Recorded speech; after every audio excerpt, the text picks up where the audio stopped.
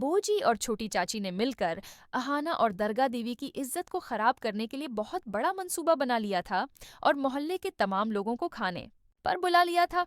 अहाना को इस बात का बिल्कुल अंदाजा नहीं था कि मोहल्ले के इतने लोग खाने के लिए आने वाले हैं। जब खाने का वक्त आता है तो मोहल्ले के लोग अचानक एक साथ जमा हो जाते हैं। ये देखकर दरगाह देवी घबरा जाती हैं और इहाना के भी होश उड़ जाते हैं। लेकिन बुआ जी बहुत खुश होती हैं और चाचा को लगता है कि अब इहाना से इतनी बड़ी गलती होगी कि दरगाह देवी दोबारा कभी उस पर भरोसा नहीं करेंगी। दरगाह देवी ये देखकर समझ जाती हैं कि इतने ज्यादा लोग जरूर किसी वजह से आए हैं, वरना उन्होंने खुद इतने लोगों को नहीं बुलाया था।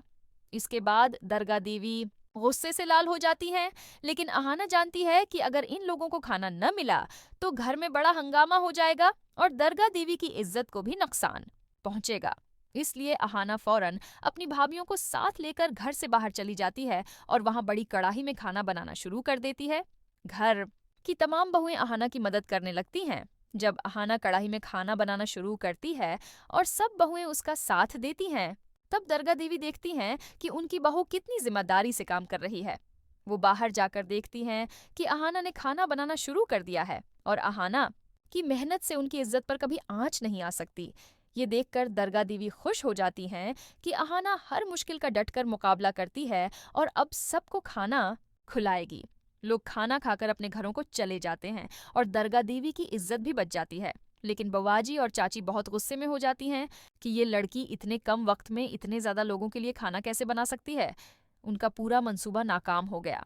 अब सवाल ये पैदा होता है कि अहाना के पास इतने पैसे कहाँ से आए कि वो इतने सारे लोगों के लिए खाने का इंतजाम कर सकी और इतना खर्चा कर पाई, वो भी बगैर किसी की मदद के।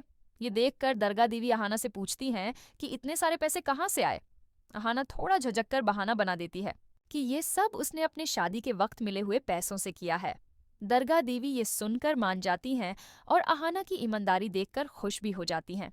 लेकिन अब कहानी में नया मोड़ आने वाला है, जब ये सच सामने आएगा कि अहाना ने अपने ज़ेवरात गिरवी रखकर ये पैसे जमा किए थे, तो क्या दरगाह देवी का भरोसा टूट जाएगा या वो उसे मुआफ कर पाएंगी। इसी दौरान पुतलों को अहाना पर शक हो चुका है और वो ये जानने की ठान लेता है कि अहाना ने पैसों का इंतजाम कैसे किया। दरगाह देवी अभी तक अहाना से बहुत खुश हैं क्योंकि उसने उनकी इज्जत बचा ली है। दूसरी तरफ अर्जन अहाना से नाराज है। उसे लगता है कि अहाना को इतनी बड़ी जिम्मेदारी लेने की जरूरत नहीं थी और उसने इतने पैसे फजूल में खर्च कर दिए। अर्जन को ये नहीं मालूम कि अहाना ने अपने जीवर गिरवी रखे हैं। अब सवाल ये है कि जब ये सच सबके सामने आएगा तो क्या अर्जन और बाकी खानदान का भरोसा अहाना पर से उठ जाएगा, या फिर अहाना अपनी समझदारी, हौसले और ईमानदारी से सबका भरोसा दोबारा जीत पाएगी। यह जानने के लिए देखते रहिए हमारे चैनल पर, क्योंकि बड़े घर की छोटी बहू की कहानी में अभी बहुत से दिलचस्प और सनसनीखेज मोड़ बाकी हैं।